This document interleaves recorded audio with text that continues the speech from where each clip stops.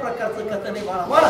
शिवाची अंगावरे बाहुमुख्याने उरे केले लक्ष्मी सर्पाची हरे देवोली सर्पारी दाटी. बघा किती गोड आहे कथा. माझ्या भगवान रामचंद्र प्रभूचं असणार या ठिकाणी वर्णन हे चालू. कारण ते सर्प गेले महादेवाच्या गळ्याला पडले. महाराज आज जर एखादा मोठा श्रीमंत माणूस बघायचा असलं तर अंगठ्या लॅकेट ब्रॉसलेट अनेक प्रकारचे दागदागिने त्याच्यावर त्याचं वैभव असते. तो राजा महाराजा अशा प्रकारचं वैभवानं तो वावरतो. तसं माझ्या महादेवाचं असतं भूषण काय रुंडमाळा. तसं सर्प मोठमोठे गळ्याला आहे. अशा प्रकारचं महादेवाचं भूषण आहे आणि ते सर्प जाऊन महादेवाच्या गळ्याला पडले. हो महाराज बोला. सर्वबंधनी सर्प बंधना हे सर्प जाताची पळना रामानी लक्ष्मणा काय कथा गोड आहे बघा. जेव्हा सर्प असताना त्या ठिकाणाहून पळून गेले. जगत जगत जगत प्रभू माझा भगवान रामचंद्र प्रभू साधुरत्न लक्ष्मण उठून बसले.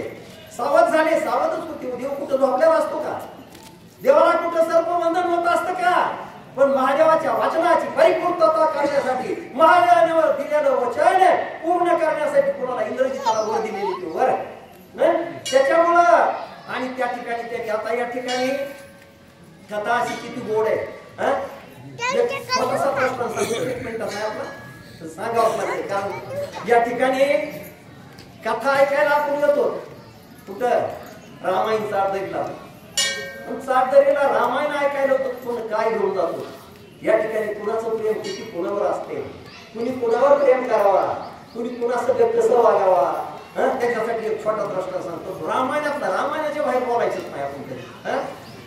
खरं युद्ध चालू होतं कोणाचं यांची टाईम करू. पण भगवान रामचंद्र प्रभूचं आणि लंकेच्या राजा रावणाचं युद्ध होतं. राजा रावणाला किती दिवस असं रामायणामध्ये 18 दिवस युद्ध चालू होतं. आणि दुपारचा मी आपलं ह्याच्यात ऐकलं व्हॉट्सअपवर 2 वाजून 18 मिनिटाला गिरगावकर महाराज सांगते त्यावेळेला बाण सोडला भगवान रामचंद्र प्रभूने. बाण राजा रावणाला लागला. राजा रावण रणभूमीवर पडला. खाली पडला राजा रावण. पडल्यानंतर असं किती वेळेस घडलं. उठायचा पुन्हा यायचा पुन्हा एकदा उभा राहायचा. असं घडत असताना माझ्या भगवान रामचंद्र प्रभूंनी शेवटच्या असता हृदयाच्या ठिकाणी अमृताची कुटी होती त्याच्यावर बाण मारला आणि रावण खाली पडला. आणि रावण जगतच्या जगत प्रभू माझ्या भगवान रामचंद्र प्रभूला संभाषण करतो. सांगितलं देवा काय म्हणला रावण खाली पडलाय मारणार आहे काही क्षणामध्ये. मला देवा मला तू ब्रह्मसाहित्य पदाची प्राप्ती करून दिलीस. मी ब्रह्मसाहित्य पदाला मला मुक्ती मिळाली म्हणला. पण देवा एक विचारायचं रे म्हणले. भगवान रामचंद्र प्रभूंनी सांगितलं राजा रावणाला सांग काय म्हणला. तेव्हा राजा रावणाने सांगितलं देवा मला बाण लागला मला मरण आलं. मला मरण आठवलंय म्हणला. मला महादेवाचं वरदान असताना मरण कसं आलं. त्यावेळेस किती गोड उत्तर दिलं माझ्या भगवान रामचंद्र प्रभूंनी सांगितलं. राजा रावणाला सांगितलं हे रावणा रामायण कशासाठी ऐकायचे ह्याच्यावर बोलायचं सांगितलं. त्याचं एक कारण आहे म्हणला. मग काय कारण आहे सांगा मला देवा. राजा रावण भगवान रामचंद्र प्रभूला संभाषण करतो. प्रश्न विचारला देवाला सांगा कारण सांगा मला काय. माझ्या भगवान रामचंद्र प्रभूंनी सांगितलं सावध म्हणून ऐक म्हणले रावणा. देवा सावध आहे म्हणला. बोला. माझ्या भगवान रामचंद्र प्रभूंनी सांगितलं आता तू मारायला लागलास मग तुम्हाला प्रश्न विचारलास त्याचं उत्तर तुला सांगतो म्हणजे ऐक. कारण ज्यावेळेस मी तुला आता मारायला लागलो मारलं पण या ठिकाणी माझा भाऊ माझ्या जवळ आहे म्हणजे. तुझा भाऊ ते माझ्या जवळ म्हणून तुला मरण आलं म्हणजे कसं काय. अरे तुझ्या हृदयाची मध्ये अमृताची कुटी त्याची माहिती मला तुझ्या भाऊ साधूरत्न विभीषणाने सांगितली म्हणजे. आणि मी त्याच्यावर बाण मारला तुला मरण आला. तू किती वेळेस तुला बाण मारले तरी तुमतून बसत होतास. पण कारण तुझं सामर्थ्य आगळीत होतं आगळं वेगळं होतं म्हणून ते काय सांगितलं हे कशासाठी सांगितलं. माझा भाऊ बनून रामायण ऐकायसाठी आलेल्या मला तर भाऊच नाही सोडून द्या देवा. कारण मी तर किती गोड कथा आहे बघा तुम्ही. त्यांनी सांगितलं तुझा भाऊ माझ्या जवळ आहे म्हणला. आणि माझा बी भाऊ माझ्याजवळ म्हणून पुन्हा मरण पत्करावं लागलं. अशा प्रश्न किती गोड आहे कथा बघा. म्हणून भावानं भावावर कसं प्रेम करायचं, भावानं भावासंग कसं राहायचं याचं. म्हणून आपण रामायण साठदरीने येऊन ऐकायचं. अगर आणखी कुठं जिथं रामायण असलं तिथं ऐकायचं जाऊन.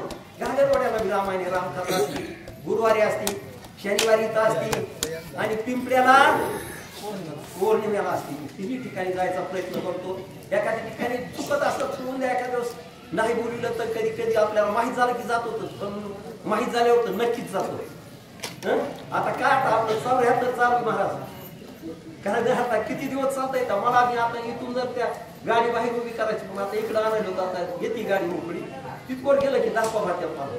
कारण कोरोना झाला 5 वर्षापूर्वी. म्हणून हनुमानची सेवा राहिली होती, ती करून घ्यायची होती, ती करायचंय. म्हणून रामायणाला जातो. अशा प्रकारचे महाराज बोला. होता रघो नंदना गरुड गाले लोटा गजा नीता अपराधी दारुणा यमा संपूर्ण मलकीजे.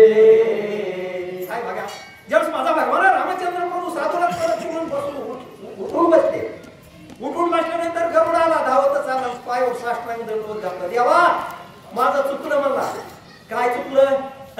कारण मी तुम्हाला ज्यावेळेस तुम्ही तुम्हाला त्या त्या बाणाखाली तुम्ही ज्यावेळेस बुरशीत पडला त्यावेळेस तुम्हाला शिरबंधनातून मुक्त करायचं मी करायला पाहिजे होतं, पण मी केलं नाही. देवा बाप करा, मी हात जोडतो, पाया पडतो. अशा प्रकारचा असताना गरुड भगवान रामचंद्र प्रभूवर संभाषण करतो. महाराज बोला. नमन लोटांगना करी प्रदक्षिणा